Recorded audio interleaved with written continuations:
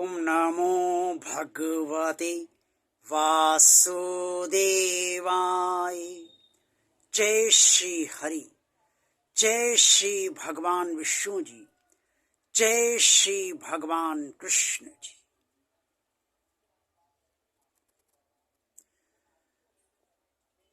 बुद्धेर्भेदं धृते च शैवेव गुणत्रस्ति विधं शृणु।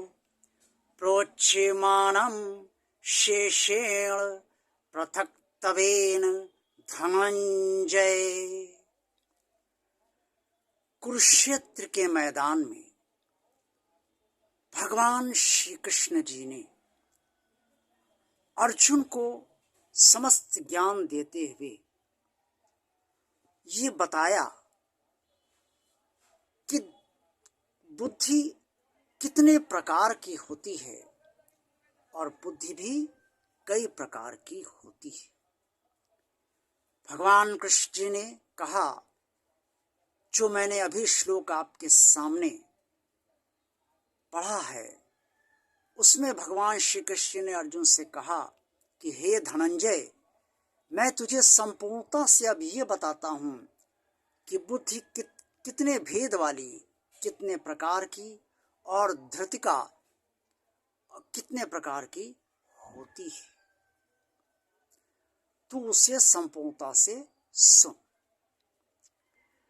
श्रीमद् भगवद गीता के अध्याय 18 श्लोक 29 में ये स्पष्ट तौर पे बताया गया है, जो श्लोक अभी मैंने आपके सामने पढ़ा है।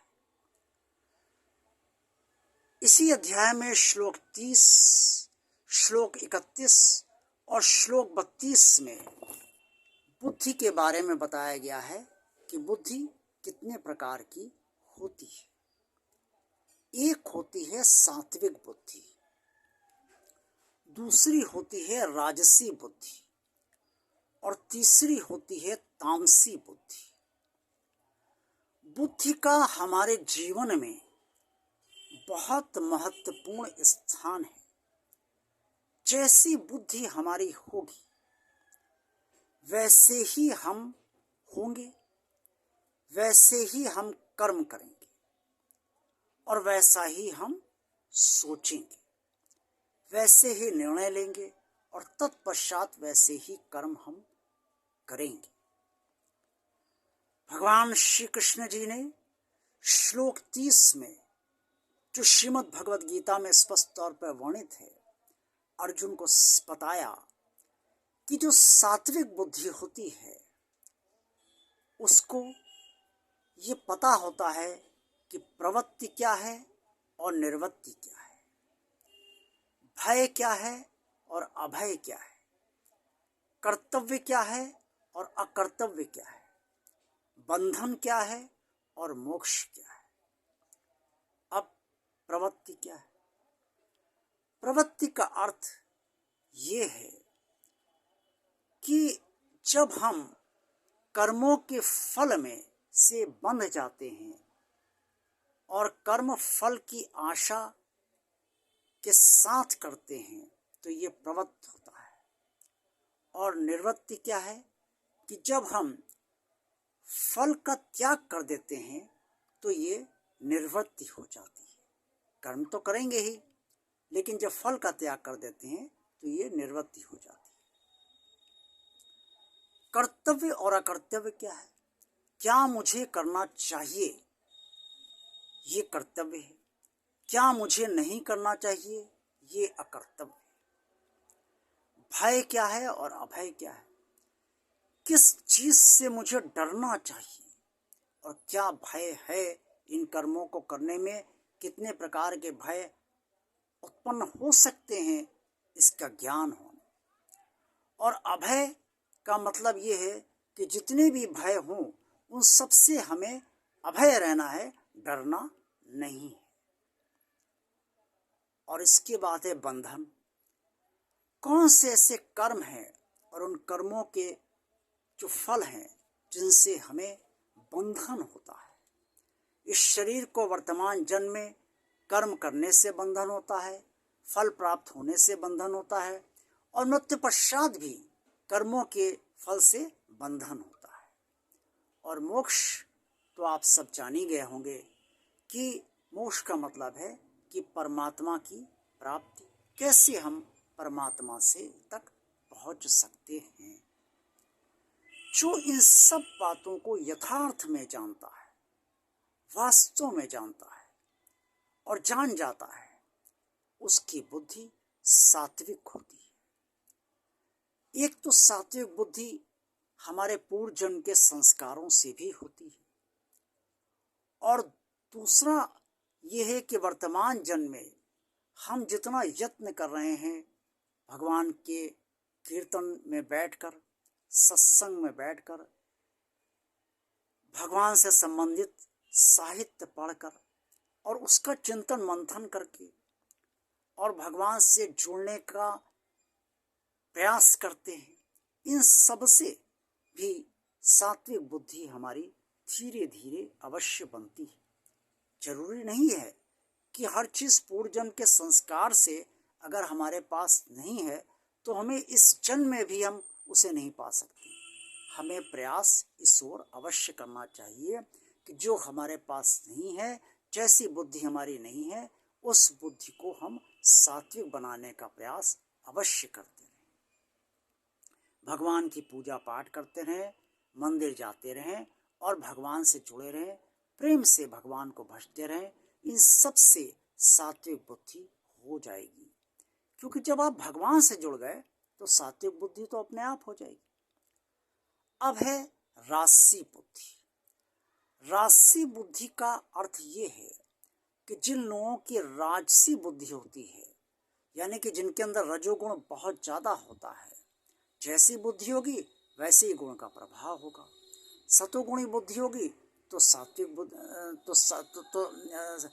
सतोगुण होगा तो सात्विक बुद्धि होगी, रजोगुण होगा तो रजोगुणी बुद्धि होगी और अगर तमोगुण होगा तो तामसी बुद्धि होगी। तो राजसी बुद्धि ये होती है कि उस राजसी बुद्धि के लोगों को ये पता नहीं होता है कि क्या कर्तव्य है, क्या अकर्तव्य है, क्या धर्म है, क्या अधर्म है। अर्थात वो ये समझ ही नहीं पाता कि मुझे क्या करना चाहिए, क्या नहीं करना चाहिए, क्या धर्म है का पालन करना चाहिए और ये धर्म है भी कि नहीं, और क्या अधर्म का त्याग करना चाहिए, ये अधर्म है भी कि नहीं। क्योंकि कामना में और कर्म के फल में आसक्त रहती है राजसी बुद्धि, इसलिए वो ये निर्णय नहीं कर पाती है कि क्या धर्म है, क्या अधर्म है और क्या कर्तव्य है, क्या अकर्तव्य है। इससे मनुष्य का कल्याण नहीं होता है, मनुष्य पुनर्जन्म प्राप्त करता है, क्योंकि जब वो कर्तव्य अकर्तव्य पूरे जीवन भर समझ ही नहीं पाया, धर्म और अधर्म समझ ही नहीं पाया, तो उसका कल्याण कैसे हो जाएगा। परमात्मा कल्याण किस आधार पे कर देगा? उसका कोई आधार परमात्मा के पास नहीं रहता है। और सात्विक बुद्धि के जो लोग होते हैं वो सद्गति को प्राप्त होते हैं, अच्छी गति को प्राप्त होते हैं। अगर पुनर्जन्म उनका किसी कारणवश होता भी है तो भी वो अच्छी योनि में जन्म लेते हैं और भगवान उन्हें यथाशीघ्र अपने पास बुला भी लेता है। अब आते हैं तामसी बुद्धि पर। तामसी बुद्धि की सबसे बड़ा अवगुण ये है कि वो अधर्म को ही धर्म समझता है और अकर्तव्य को ही कर्तव्य मानता है। ये भगवान श्री कृष्ण जी ने अर्जुन को स्पष्ट तौर पे बताया है। और जब किसी की बुद्धि जो नहीं करना चाहिए उसी को ये बता रही कि नहीं तुम्हें करना चाहिए, जो गलत है उसी को ये बता रही नहीं ये सही है, तो ऐसी बुद्धि तो सर्वनाश का ही कारण व्यक्ति की बनती है और व्यक्ति का सर्वनाश इससे अवश्य होता है। इस जन्म में उसके बुरे कर्म होते हैं, उसका बुरा फल उसे अवश्य मिलता है, क्योंकि जैसी बुद्धि होगी वैसे ही कर्म होंगे और मृत्यु पश्चात वो अधोगति को प्राप्त होता है, नीच गति को प्राप्त होता है। क्योंकि उसने जीवन भर अच्छे कर्म किए ही नहीं। तो जब किए ही नहीं, वो यही नहीं समझ पाया कि क्या सही है क्या गलत है, वो गलत को सही समझता रहा और गलत करता रहा, तो फल तो गलत ही मिलेंगे ना। इसलिए आप सबको ये अवश्य समझना चाहिए कि आपकी बुद्धि कैसी है, सात्विक है, राशि है या तामसी है।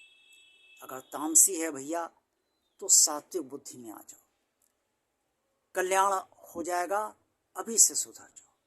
अगर राशि बुद्धि है तो सात्विक बनने का प्रयास करो, रजोगुण को कम करो, धीरे धीरे धीरे ये रजोगुण कम होगा, तो इससे श्रेष्ठ योनि प्राप्त होगी, वरना कल्याण नहीं होगा। और सात्विक बुद्धि है तो कोई बात ही नहीं है, उसे और निरंतर बढ़ाते रहिए। आज का ये वीडियो आपको कैसा लगा? अगर अच्छा लगा है तो इसे लाइक कीजिए। भगवान और आप चैनल आप सब देखते रहिए।